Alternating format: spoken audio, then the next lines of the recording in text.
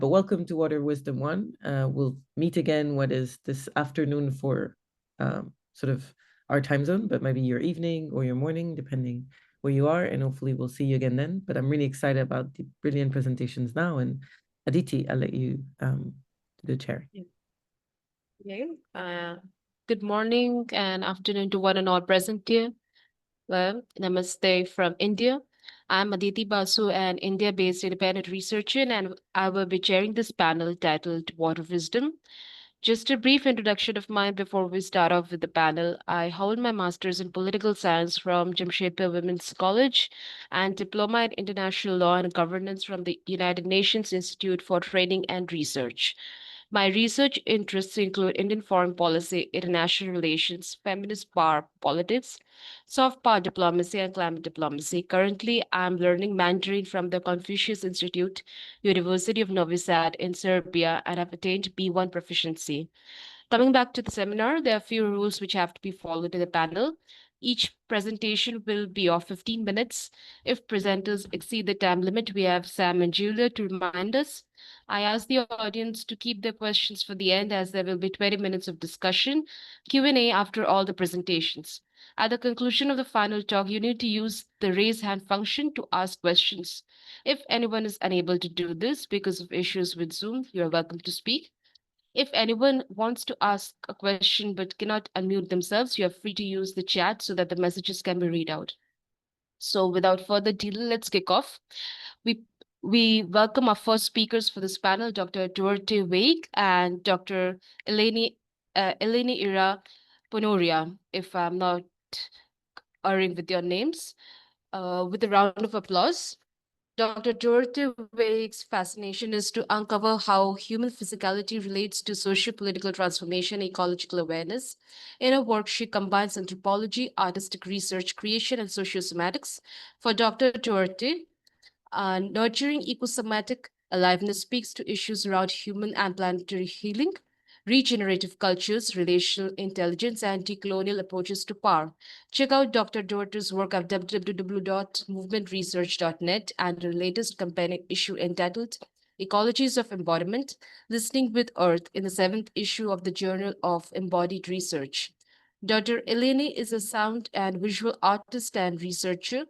She completed a PhD in art at the University of Edinburgh as a scholar of the Onassis Foundation. She is the co-founder and managing editor of the journal Area, Arts and Interdisciplinary Research. She is currently a teaching and research fellow at the Gustave Eiffel University. Her work focuses on the development of new forms of expression and creative methods that combine sound, objects, spaces, and environments.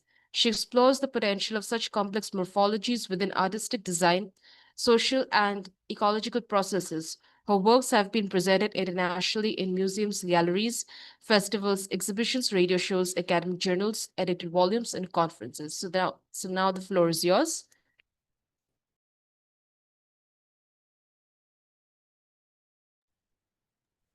So good morning, everybody. Thank you, Aditi, for this beautiful introduction.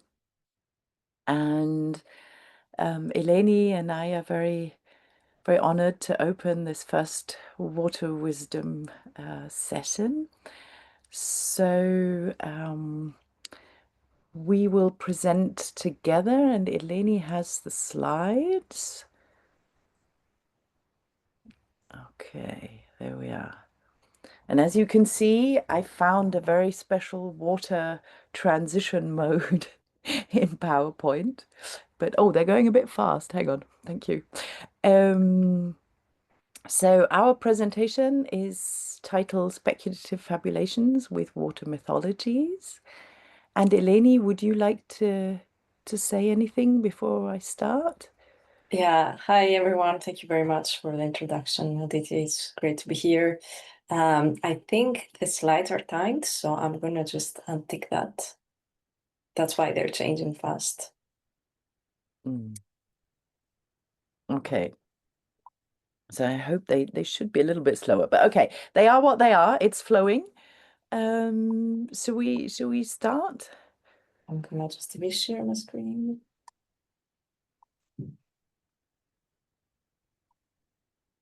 Perfect. Okay.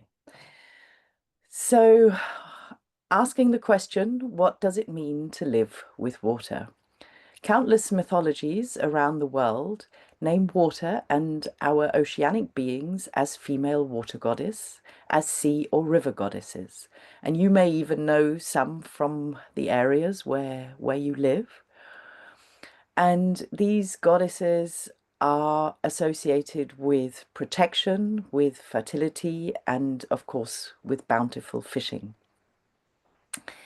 The one that I would like to speak to today is called Yemanja, which is a deity from the Yoruba traditions, worshipped in parts of West Africa and the African diaspora across the Caribbean.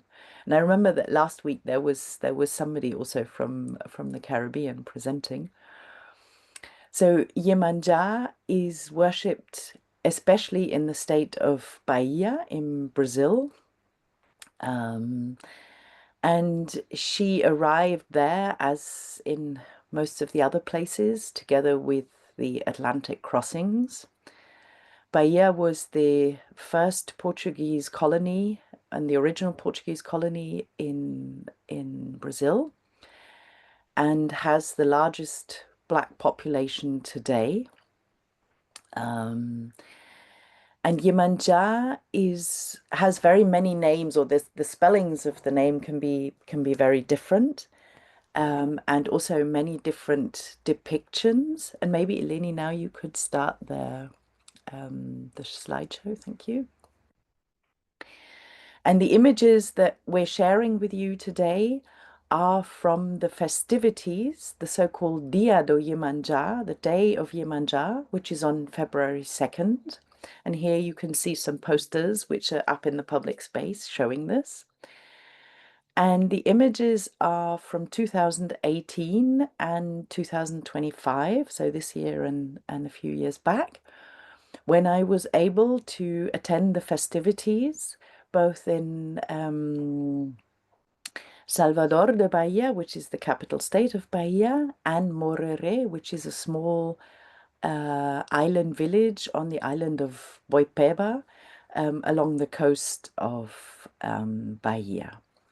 And okay, yes, now you're seeing here, for example, the Yoruba one on the left, and the image of Yemanja influenced by the Holy Virgin Mary of the Christian tradition, and below an image on the house of Yemanja in Bahia.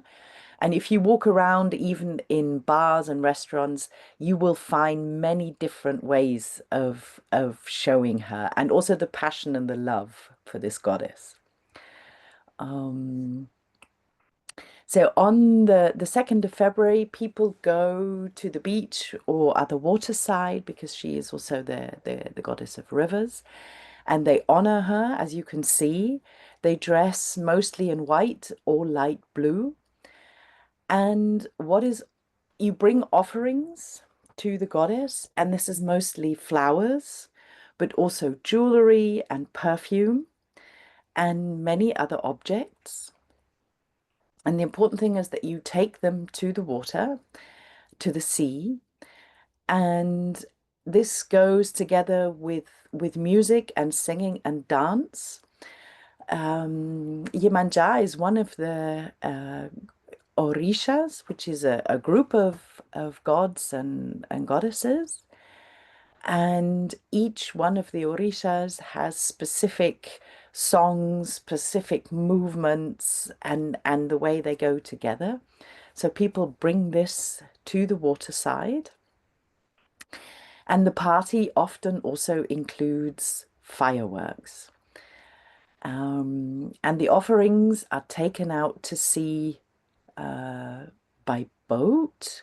And we should already be seeing some other images now. There we have the fireworks. And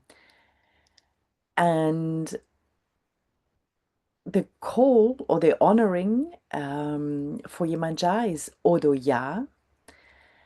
to our Mother of the Waters. And for me as an anthropologist, so I've been lucky enough to travel the world and participate in many different rituals, but the 2nd of February, both in 2018 and in 2025, so this year, has been or is one of the most beautiful and peaceful rituals that I've attended anywhere. And what really struck me is the sensorial and somatic depth of how people come to the water and honor the water, honor Yemanja, and especially the qualities of the feminine energy really touched me deeply in ways which go beyond words and still give me goosebumps today. I also feel that this honoring touched the core of the pain, or the pains that we can see and sense in this world. So since 2018, I've been exploring water as being, as relation, as source, and as healer. And in last year, so 24-25, I've been in a project which is called Walking with the Elements, or Walking with Water, and for which I spent time in Brazil and Mexico. And I'm also very curious about something which is still very new, which is water and the menopausal change, and the relation of water and this crone energy. And within, for example, the Yoruba Orisha tradition, there are actually 3 goddesses which are related with water. So I'm starting to look into that. And as we come to the last images of the slides, I want to then pass on to my colleague Eleni with the questions of what would it mean for us to attune to watery energy, to speculate and fabulate? How can we honor the earth waters that give us life? Which would be novel watery mythologies, also, for example, in Europe, specific to Europe, about memory and future. Odoya. And with that, I pass on to Eleni. Thank you. Thank you very much, Doerte. So my work focuses on the way sound and listening can enable us to imagine and speculate about future transformation of landscapes and bodies. So I think about sound in relation to water and the effect of its presence or absence. I get to know landscapes through my listening and field recording practice, and then I'm very interested into transforming such recordings as a way to investigate sonic states that can operate between environmental and sonic qualities and express change with an emphasis on wateriness of interconnected bodies and how water reveals relationships between bodies in time and space, as Astrid and Yılmaz mentions. So this is reflected in my work through listening perspectives of non-human bodies and their connection to other bodies, including water, soil, weather. So I would like to share with you my sound work that's titled Water Drought Patterns, and it was created as part of my postdoctoral research project, Listening to Climate Change. It was a project funded by the Postal Network Brandenburg and undertaken at Film University Babelsberg Konrad Wolf in Potsdam in Germany. So initially, my work, Water Drought Patterns, was presented as a radio broadcast, and then it took a form of an installation. For example, the installation Radio Utopia that you can see on the slide, part of the French Pavilion at the Venice Architecture Biennale in 2023. So this work tells the story of a river landscape in Potsdam suffering drought. In the work, I developed a speculative sonic process to imagine and express the transition of this landscape to drought conditions based on processed airborne underwater and surface vibration recorded in the landscape. So water drought patterns presents non-human listening perspectives, such as listening from within plants and multiple temporal levels of accelerated, stretched, or reversed time that communicate the rhythm of change of plants as they adapt, struggle, or behave differently. The water sounds that you listen in the beginning present a rather soothing and healthy state and move to the point of uncomfortable contrasts, highlighted through dry sonic textures that become more pronounced and tactile as drought gains intensity. So sound impacts on surfaces and plants can be also heard, the rattling and clicking sounds and rhythmic patterns that create an interplay between higher pitched textures and gestures. So drying plants move differently to adapt, and this is expressed through their esoteric activity, but also in relation to other bodies sharing their condition with animals, changing water levels and supply and soil condition. So I would like to play an excerpt from this work of around 3 minutes.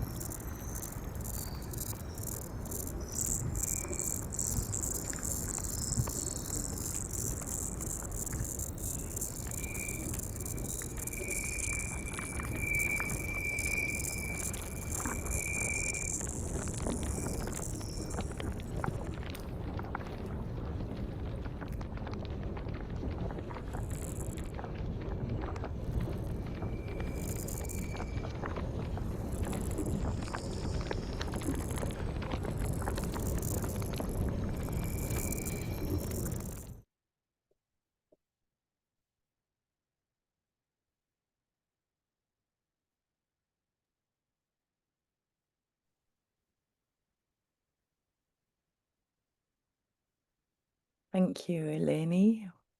So to close, and as you're still with with these beautiful sounds of water, we would like to ask again, what would it mean for us to attune to watery energies, to speculate, to fabulate? How can we honor the earth waters that give us life? Which would be novel watery mythologies, acknowledging memory and future, going beyond national boundaries.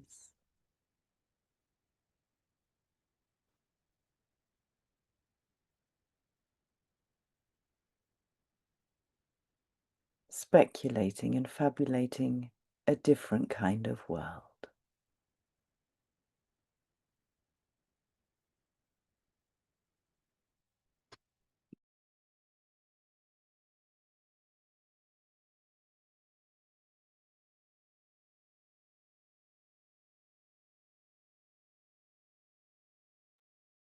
Well, thank you. That was indeed a brilliant talk, and the sounds were actually, they played an important role in connecting us with the watery energy. A round of applause for both of you. Next, we have Dr. Gizem Yılmaz and Dr. Mustafa Yavuz. Dr. Gizem Yılmaz is an associate professor of English language and literature at Social Sciences University of Ankara. She obtained her PhD degree in 2018 at the Hacettepe University in Department of English Language and Literature. She is the author of two Turkish books, Cosmic Choreography, Badanların Element Dansi, that is, Cosmic Choreography, Elemental Dance of the Bodies, and Tiyatronun Posthumanist Tarihçesi. I'm sorry if I'm making a mess of the names, please. A Posthumanist History of Theatre. She has co-edited a Turkish book called Besari Bilimirin 50 Rangi, Sevresi Digital Medical ve Posthuman Sesler, that is 50 Colors of Humanities, Environmental, Digital, Medical, and Posthuman Voices. She has also directed a number of plays, the recent of which is Thesis, Thesis, I'm sorry, Theistis by Seneca, the first Turkish translation and staging in Turkey in April 2024. She's also performing in dance choreographies with the students. Her last dance project was on climate change and elemental degradation, which was premiered in Pera in Istanbul in September 2024. Dr. Mustafa Yavuz is an associate professor of history of science at Istanbul Medeniyet University.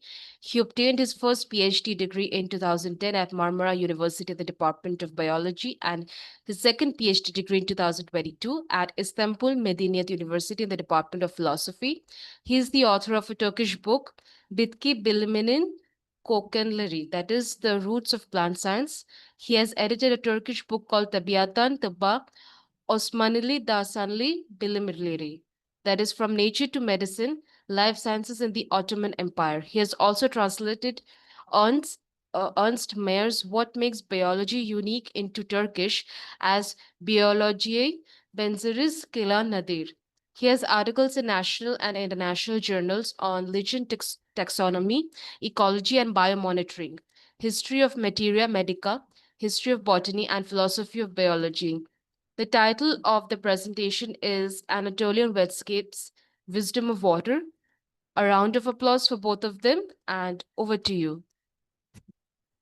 Thank you so much. Good morning from Turkey. First of all, Adito, thank you so much for putting this much effort in reading Turkish names. So it was an honor to hear the correct pronunciation from you. Thank you so much. And I also want to thank all the organization. It's a great seminar series, so I feel privileged to be able to present our paper here. So let me share my screen first. Okay. Well, this is actually a part of a bigger project. that I and Mustafa Yavuz have been working. Mustafa Yavuz Hoca, we say Hoca in Turkish, is taking this subject from a biological perspective. I just take this perspective, I just take this subject from a more performative and maybe literature perspective. So I, for a long time, been working on elemental Anatolia and how Anatolia speaks about this wisdom embedded in its heritage and origin, and how it is enmeshed with elemental wisdom as well. Because when I look at elemental history and philosophy, I always encounter Anatolian names, and whenever I see around Anatolia and Anatolian landscapes, which we use as Wetscape for the sake of this, Living with Water seminar series, actually, I always think about elemental wisdom. Today, we will just take it from a watery perspective, and we will try to give you a kind of summary of our perspective. So if it's okay, Mustafa Hocam, if you don't want to make a kind of introduction, I can start. Sure, thank you so much, Gizem Hocam. Let's Okay. start. So let me start. First, why Anatolia? Why Anatolian Wetscapes? Because Anatolia is special for us, not because we are Anatolian. Of course, it's special for us because we're Anatolian, but I think it has a deep history as well. Anatolia has always been a figurative and literal bridge between East and West, a site of intense intellectual and geological activity, a place of many religions, and a crossroads. It connects Asia and Europe and houses shamans, Christians, Muslims, Jews, Tengris, and Yazidis, and all manner of different belief systems that coexist and intermingle.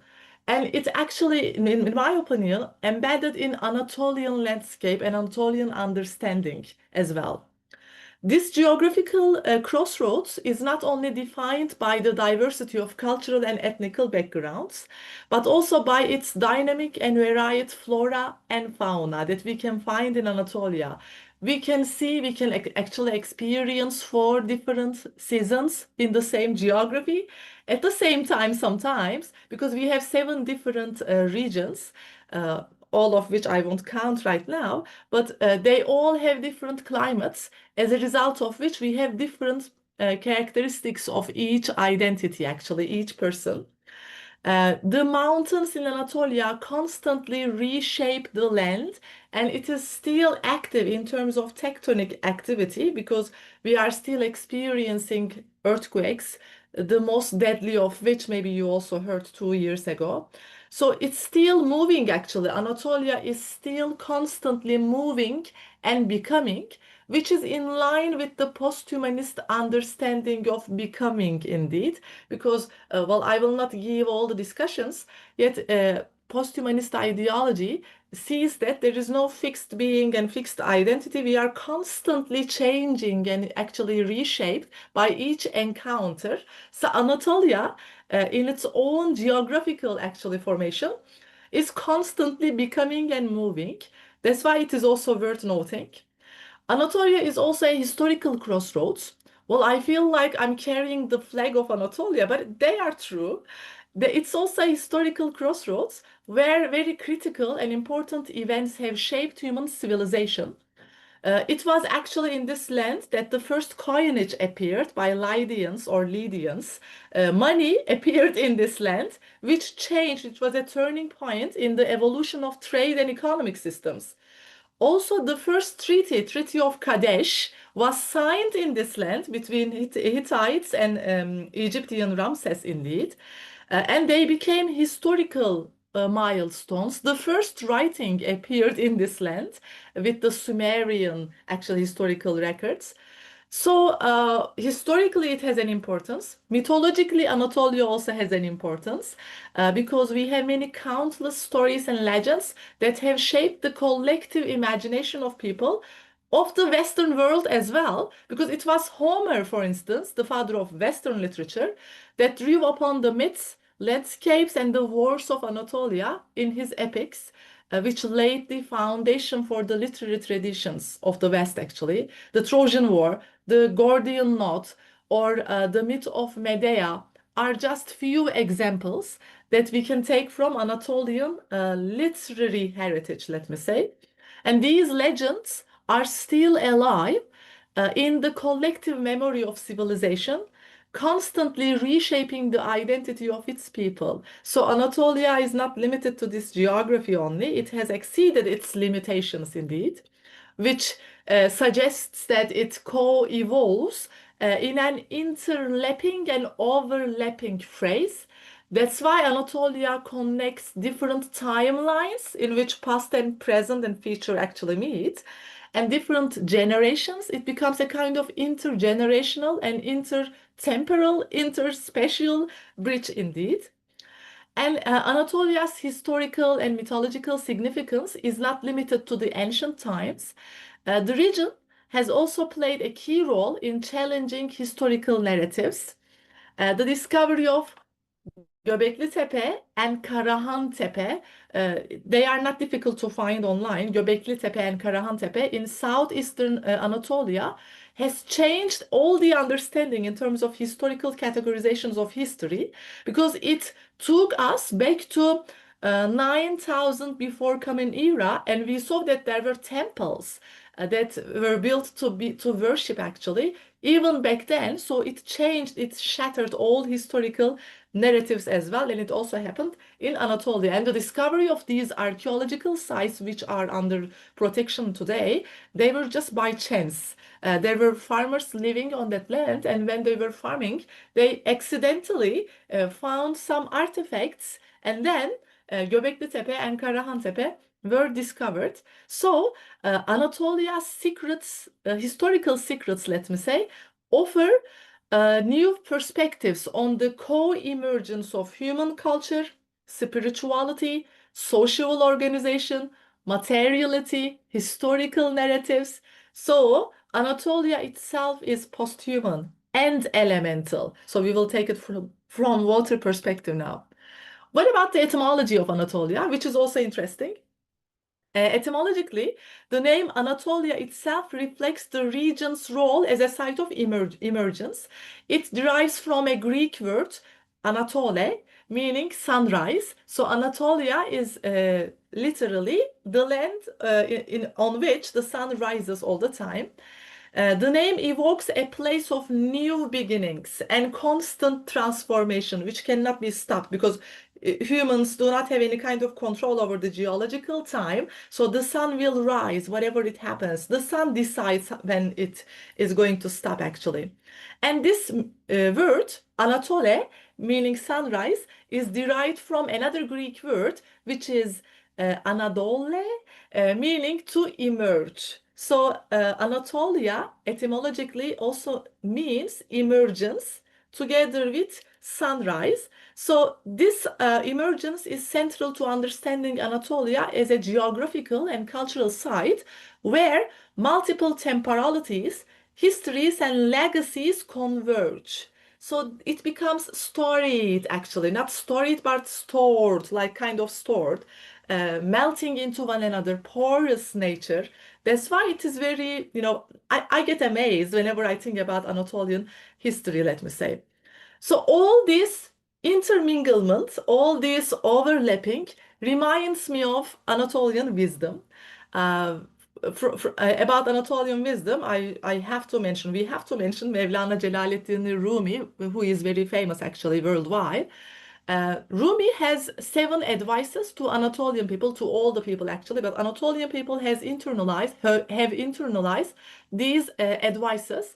And Rumi says, be like a watercourse in generosity and helpfulness. Be like the sun in affection and mercy. Be like the night in covering the flaws of others. Be like death in wrath and quick temper. Be like soil in humility and modesty. Be like the sea in tolerance. Either seem as you are or be as you seem. Well, this is so soft, and this advice is so humane, which is also related to elements. Like human nature is compared to elements, and elemental soft or elemental qualities are attributed to humanity. But it gives us a different kind of feeling because it actually filters into our very embodiment, in my opinion. So why water and Anatolia then? Well, before talking about Anatolia specifically, I have to mention the significant role of water in all geomythological stories, which the previous presenters, Eleni-Ira and Doerte, also mentioned, which was a great presentation, by the way, and it ended very calming and relaxing. So our job is difficult today. So, in all geomythological stories and creation myths, we see water plays an important role actually. Like, for example, in the story of Utnapishtim in Gilgamesh, or the story of Atrahasis in Atrahasis. Well, they're actually the same people, only their names change because of their cultures. Or Noah's Ark, or Yama in Avestan creation myth. Here, Yama, unlike the other survivors of the flood, they are actually the survivors of the flood, just like in Noah's Ark. Yama survives from an excessive cold. Here, the punishment that comes from gods is a terrible cold, but Yama is advised, or is ordered to build a special room that will protect him and a bunch of non-human beings together with him to continue life afterwards. Just like the other stories, like in Utnapishtim, Atrahasis, or Noah, God or some gods favor these people. So, in order to save them from the punishment that comes from God, the gods give these people certain orders or certain secret knowledge about how to build a boat to survive a flood that will last 7 days and 7 nights typically. Well, the outline of the story is similar, nearly the same in most of the cultures. So only in Yama we have a difference, a slight difference. It is not flood this time, it is cold. Or Manu in Hindu creation myth, it is also a little bit different. And in Greek mythology we have, in Altaic mythology Nama, in Azerbaijan mythology in Mazan, and in Turkish mythology we have Türemel.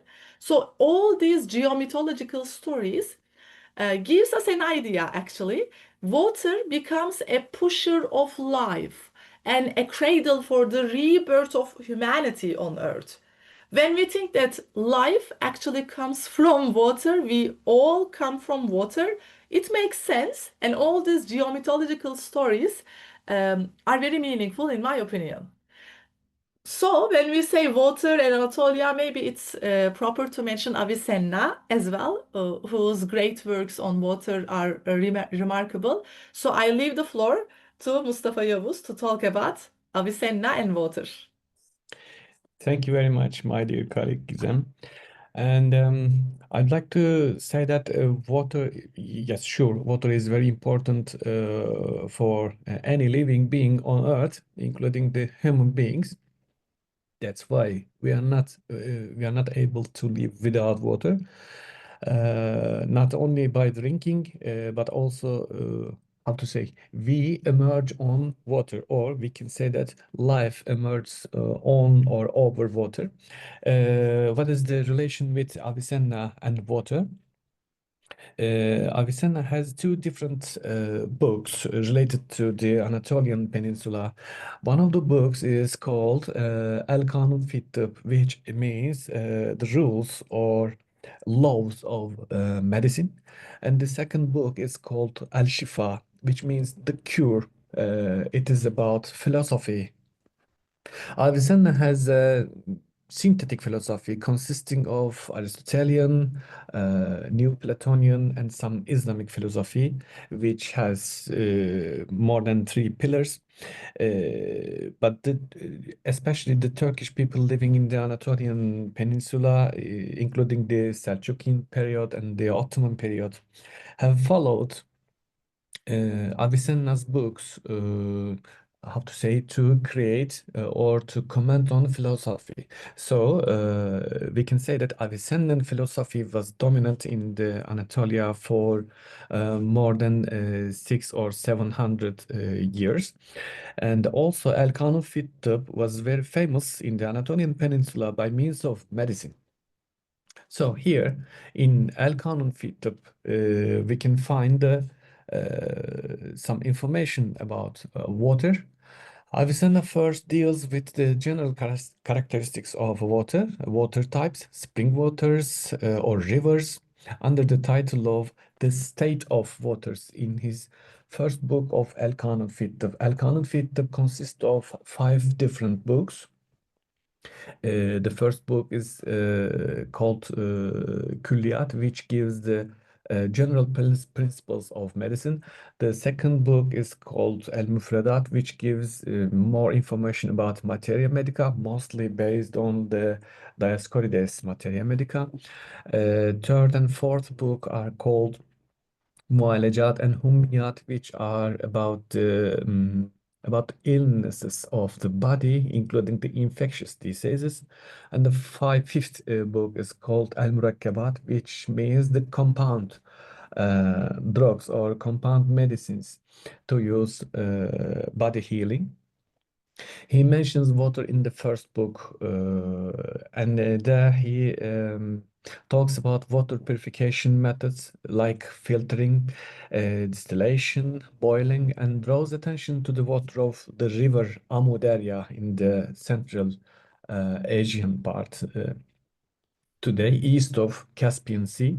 Secondly, Avicenna again in his first book, El Külliyat, in the Külliyat part of El Kanun fi Tıp, he deals with the methods of protection from water-based ailments encountering during voyages. According to him, a passenger or traveler who has to drink different waters during his or her travel can get sick more frequently and easily than a passenger who has to consume different foods. So water is important according to Avicennan medicine. Under this title, he describes the method of transferring clean water from a container filled with dirty water to another container with a twisted wick.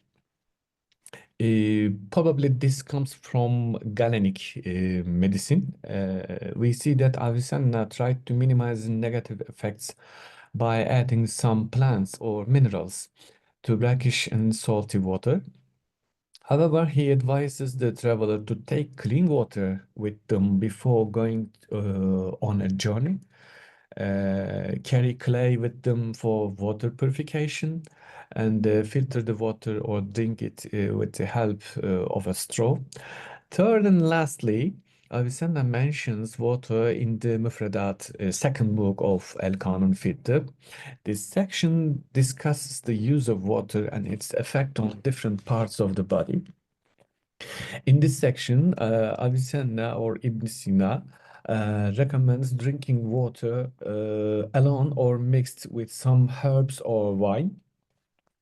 In particular, he talks about the effects of cold water and seawater on the respiratory system and digestive system.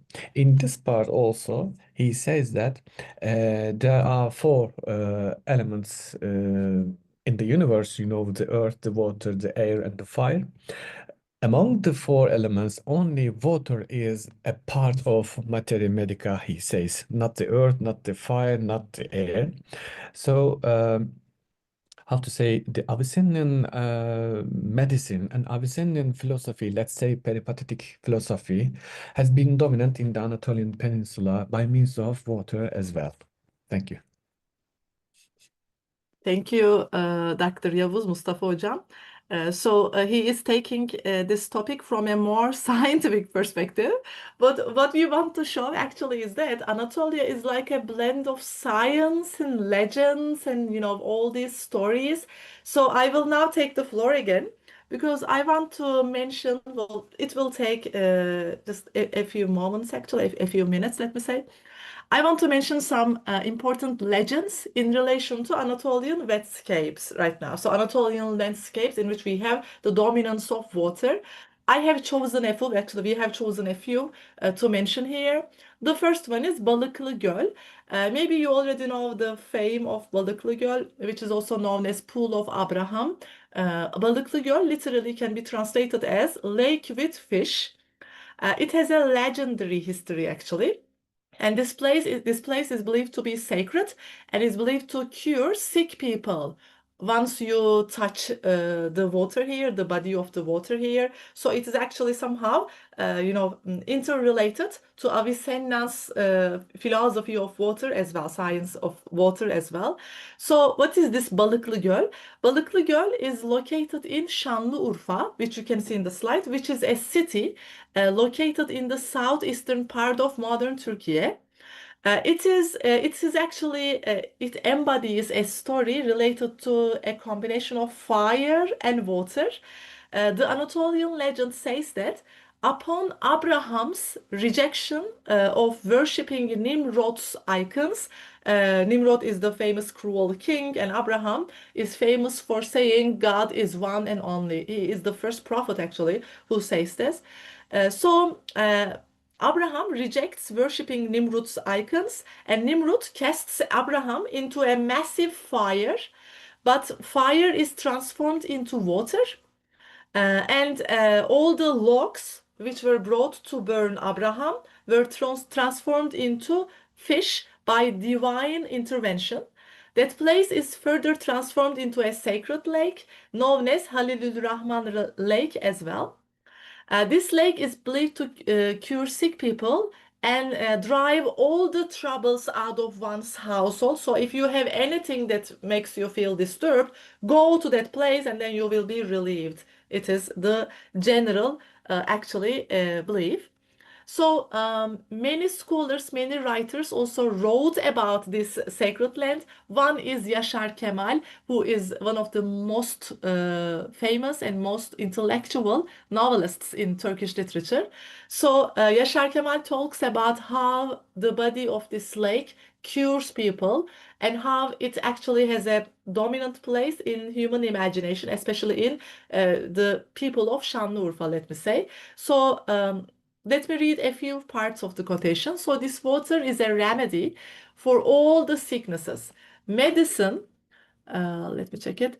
Hoca or doctor cannot cure the sick, but only this water heals. Such a scientific approach, right? Some people come here nearly dead in a paralyzed situation, but that person is elevated to Halil Abraham's rank by drinking this water.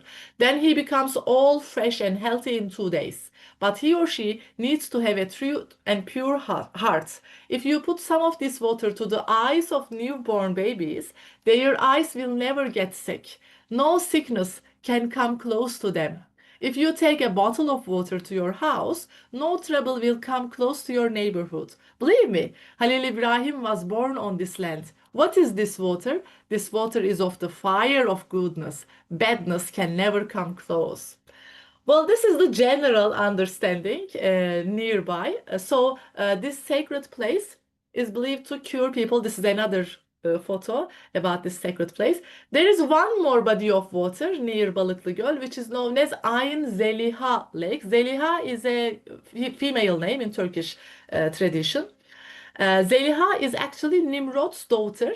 Zeliha fell in love with Abraham. So upon seeing that Abraham was burned, so-called, because it was a kind of illusion, Abraham wasn't burned actually, because by divine intervention he was saved.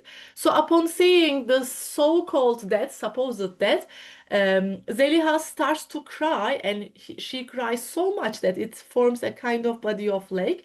Ayn in local language means eye. And the water of Ayn Zeliha Lake is believed to cure blind people. So it is so analogous to the saying that love is blind, actually. That's why this, analogy of curing blind people upon Ayn Zeliha Lake's water makes sense to me. And I feel so romantic in these stories, actually. So the story of Balıklı Göl aligns with Heraclitos's understanding of fire as well, because in this story, fire demonstrates itself in a kind of constant transformation. Nimrod's fire loses its grasp to water. Fire turns into water, water turns into earth, and the elemental cycle, which is unstoppable by human intervention, thank God, continues actually. So this indestructibility of humanity against the elements actually. The sacred rhythmic beat of fire also extends to gazelles in this land, because Şanlıurfa is also famous for fish and gazelles, about which I won't talk right now. But the story is that Nimrod is warned because a boy will be born and the boy will challenge Nimrod's authority. And Nimrod wants to strengthen his power so much that he orders something. Let's kill all the pregnant women to get rid of all this, warning prophecy stuff. So all the pregnant women are killed. Only one hides in a cave.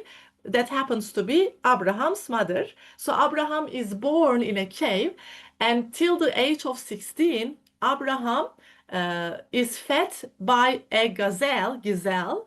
So the milk of gazelle is also accepted as sacred in Şanlıurfa understanding, as a result of which all this fire and water stuff is experienced. So I have two more. I want to show all of them. Another Wetscape, which is also interesting for me, is Hasanboğuldu, which is near Mount Ida in Balıkesir. Mount Ida is famous for Zeus and Hera.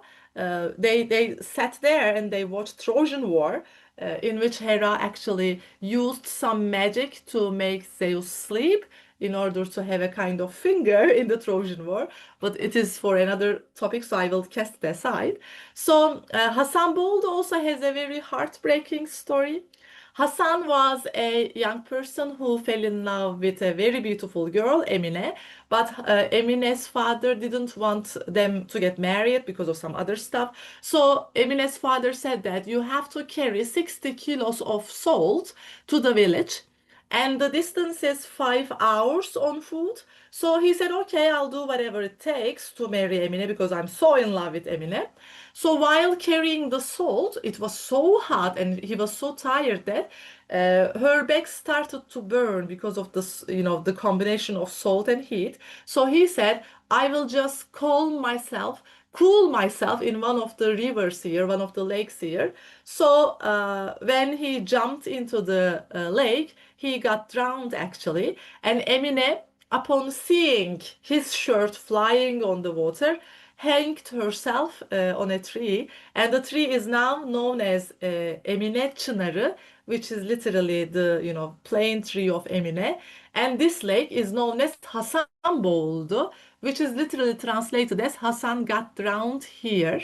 So what I want to show by all these legends is that, well, cultural imaginations, like in the post-humanist understanding, we can never separate culture and nature, which I will not repeat right now because we all know. So culture and nature cannot be separated, and they actually trigger each other, they change each other, which we see in all these stories. They are indeed a part of Anatolian wisdom, Anatolian collective consciousness, legends, stories, but they are actually the names of the landscapes. And when we look at the mineral composition of those landscapes or wetscapes, they are also somehow in line with the mineral compositions, let me say. Another one is Salt Lake, which is very important for us. It is in central Anatolian region, actually. It is the world's second biggest salt lake, if I'm not wrong. Salt has an eminent place in Turkish culture. If you want to read the meaning of salt in terms of divine love, because salt was always accepted as a symbol of divine love and loyalty, you can look at another Sufist writer and poet, Yunus Emre. Yunus Emre occasionally makes references to salt in his verses. In order to save time, we couldn't include his words here, his verses here. But we have a saying in Anatolia. We say to be loyal to the bread and salt, which means if you have eaten at someone's house, you have to be loyal to that person. You cannot do anything bad because you feel yourself somehow kind of in debt with that person. So be respectable, respect that person because you ate bread and salt in that person's house. So salt in this sense becomes a symbol of loyalty as well. And Salt Lake has been housing, let me say, a number of is in relation to all this loyalty and divine love part. And it is an ancient lake actually. In ancient times, it was known as Lake Tata, and it housed many different civilizations and empires, which shows the richness of Anatolian heritage, let me say. Unfortunately, maybe this should be a good subject for Eleni's soundscape studies, which I admired, by the way. Unfortunately, in 2021 or 2021, Salt Lake temporarily dried up completely due to climate change. So now it is giving some alarms. It's at alarming, it screams at jet engine volume that the climate is changing. So we have to do something else. So all these ancient legends are changing because of anthropogenic climate changes, which we caused mostly because of the, all the Anthropocene stuff. Now, Salt Lake becomes another story, and it becomes the emblem of another storied matter which should be analyzed in detail. Now it screams another thing. Climate is changing, just like in all the other Wetscapes that we have been mentioning actually. The last one, I promise. Well, this is another great photo of the Salt Lake, by the way. The last one is Pamukkale, which is also a great touristic attraction. Well, of course, these examples can be multiplied. We wanted to cut it short. Pamukkale travertines, they are also unique compositions. There are some other examples in the world as well, but I think this one is the perfect one.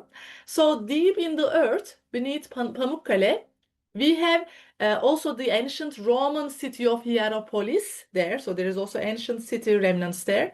There is an enormous spring of water heated by volcanic lava. So they are still active actually. The tectonic activity is still active, and the water dissolves pure white calcium, saturates with it, and carries it to the Earth's surface, where it gushes out and flows down a steep slope.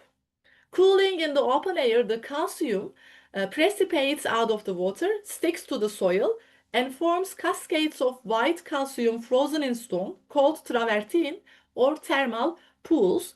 And this place is also believed to cure sickness and heal people, to give shifa, as Mustafa Yavuz also stated, to give shifa to all the sick people. The Romans, who knew how to, attract tourist attention, the Romans built the spa city of Hierapolis so that citizens could come and enjoy the health benefits of the hot mineralized water, and it is still believed to have a healing power. So when we look at all these legends and all these, scientific and historical facts, we see Anatolia is very rich in terms of analyzing wetscapes and the wisdom of water, which is actually resonating in our bodies as well. A very short personal, anecdote. I'm a Circassian, and my ancestors had to. Yeah, I mean, they were exiled actually from the native land during the Ottoman Empire. So we had to come here. While coming here, of course, by boat from the Russian coast, most of our ancestors died and got drowned in the Black Sea. And I grew up with my grandmother saying that I still refuse to eat fish that come from the Black Sea because, the fish can have the particles of our ancestors. Well, I was so shocked hearing this when I was a child, but now I can understand it because of all this elemental and material cycle. So it is out of respect, actually. You cannot eat your dead. And fish, if you eat fish, what was once dead in that ocean comes to your table. So that was all. Thank you so much. We just wanted to summarize Anatolian wisdom and Wetscape. Thank you so much. Thank you so much. A round of applause.